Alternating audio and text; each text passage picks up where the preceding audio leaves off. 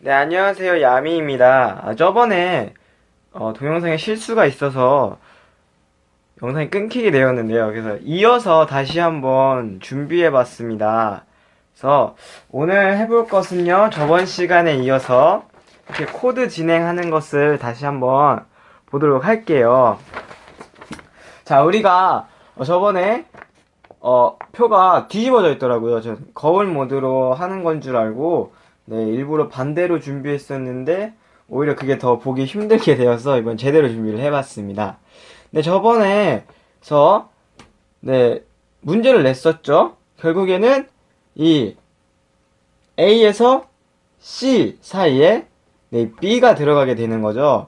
네, 우리가, 저번 시간에 이 반음, 이 한 칸이 반음이라고 했었는데요. 제가 이렇게 밑에 보면은 표를 한번 준비를 해봤습니다. 자, 보이시죠? 자, 이렇게 건반 하나하나를 눌렀을 때 소리가 나게 되고요. 이렇게 검은색이 이제 반음씩 올라가게 되는 이 플랫 혹은 샵이 되는 것을 뜻하게 되겠죠? 그래서 위에 보시면은 이렇게 제가 써놨어요. 네, 이것은요, C에서 D 사이에 이제 C 샵 혹은 D 플랫이 된다 라고 해서 두 개를 적어봤어요. 마찬가지로 D에서 E 사이도 D 샵, E 플랫. 네, 이게 되겠죠? 그리고 E에서 F 사이에는 반음이 없기 때문에 검은색 건반이 없기 때문에 예, 반음이 없습니다. 그래서 바로 E에서 F로 넘어가게 되죠. 그래서 위에 푸시면 마찬가지로 E에서 바로 F가 되게 됩니다. 네, 마찬가지로 쭉 가다가 B에서 C 사이도 네, 건반에 검은색 건반이 없습니다. 그래서 반음이 없게 되겠죠. 그래서 바로 B에서 C가 됩니다. 자, 이렇게 간단하게 해봤는데 여러분들도 이 표를 그려보시면서 이 사이사이에 있는 코드들을 한번 적어봤으면 좋겠어요. 뭐 예를 들면 F에서 G 사이에 있는 이 빈칸에는 F 샵 혹은 G 플랫이 되겠죠. 근데 이 샵이라는 것은 알다시피 반음이 높다, F보다 반음이 높다 라고 해서 F 샵이 되겠고, 플랫 같은 경우에는 한 음보다 반음이 낮다 라고 해서 G 플랫, G보다 반음이 낮다 라고 해서 그 음이 되겠죠. 그래서 F 샵과 G 플랫은 같은 음입니다. 하지만 이제 표기법 같은 경우에는 그 악보상에서 플랫을 사용하느냐 아니면 샵을 사용하느냐에 따라서 표기법만 다를 뿐입니다. 그래서 여러분들이 둘 다 알고 계셔야 어떤 음인지 잘 알 수가 있겠죠. 자, 그렇게 해서 우리가 이제 그 베이스에 있는 이제 음을 우리가 찍을 수 있겠죠. 그쵸? 자, 그럼 이제 이것을 활용해서 우리가 이제 비트, 우리가 이제 한 박자 안에 우리가 어떻게 칠 수 있는지들을 한번 알아보도록 하겠습니다. 자, 우선은요, 여러분들 핸드폰에 스마트폰 갖고 계시죠? 이 스마트폰에 메트로놈을 항상 설치하도록 해주세요. 그래서 이 메트로놈을 어떤 어플이든 좋아요. 이 메트로놈을 항상 연습하시기 좋게 이렇게 꺼내 놓으시고요. 비트 연습을 하실 때 이 박자 감각을 익히기 위해서는 항상 메트로놈을 사용하시는 게 좋습니다. 자, 우리 메트로놈을 한번 사용해 보도록 할게요. 다들 뭐 알고 계시겠지만 이렇게 재생을 누르면 이게 보이시죠? 네, 이거는 기본적인 4분의 4박자 비트입니다. 그래서 BPM은 70으로 맞춰져 있네요. 자, 보이시죠? 빨간색이 첫 번째 박자, 그리고 노란색 나머지가 이제 나머지 박자들을 뜻하는 건데요. 하나, 둘, 셋, 넷, 하나, 둘, 셋, 넷. 이런 식으로 박자를 세주는 이 메트로놈을 꼭 연습할 때 활용하시기 바랍니다.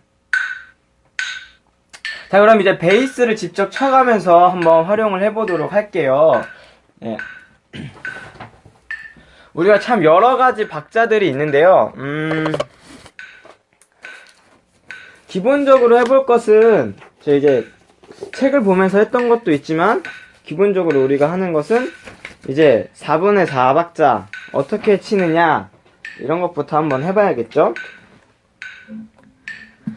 자, 코드는요 아무거나 잡아도 좋아요. 저 같은 경우는 이제 G 코드를 많이 잡고 많이 연습을 했었거든요. 그래서 일단은 G를 잡고 나서 한번 해보도록 할게요. 자, 박자에 맞춰서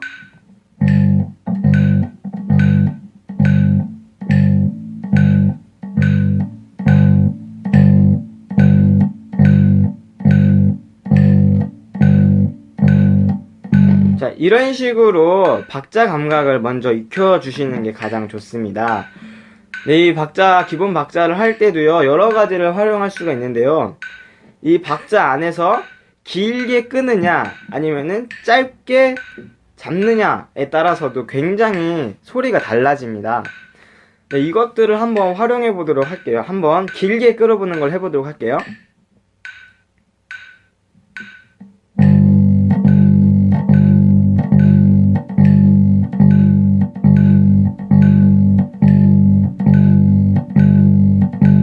자, 이런 식으로 길게 끊었다 잡는 방법이 있고요. 또 짧게 한번 잡아볼게요.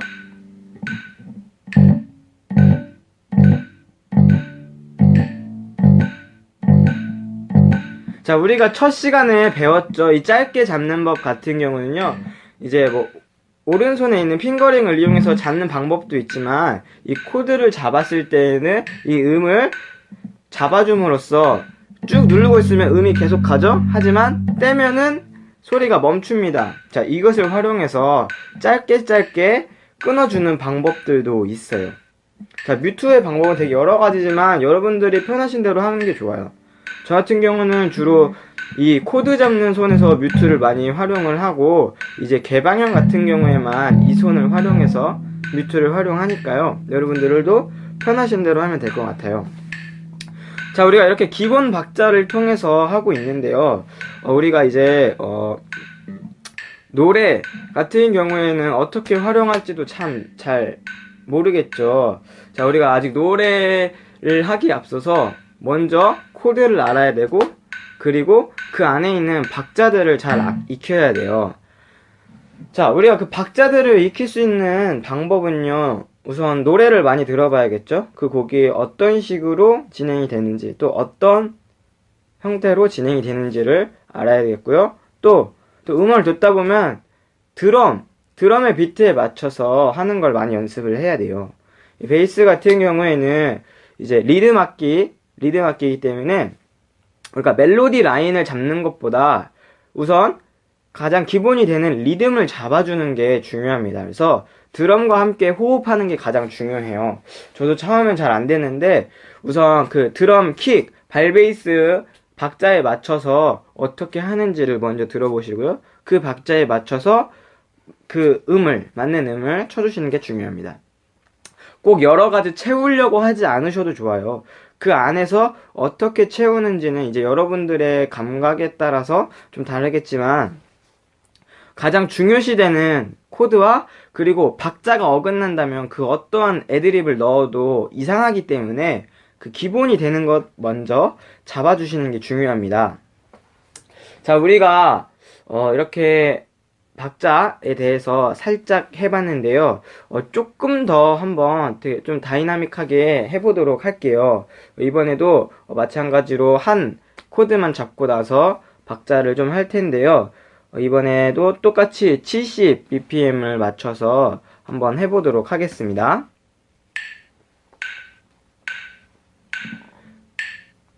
자, 처음에는 길게 끌어볼게요.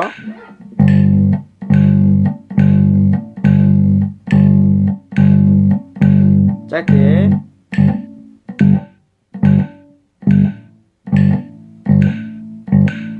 조금 바뀌어서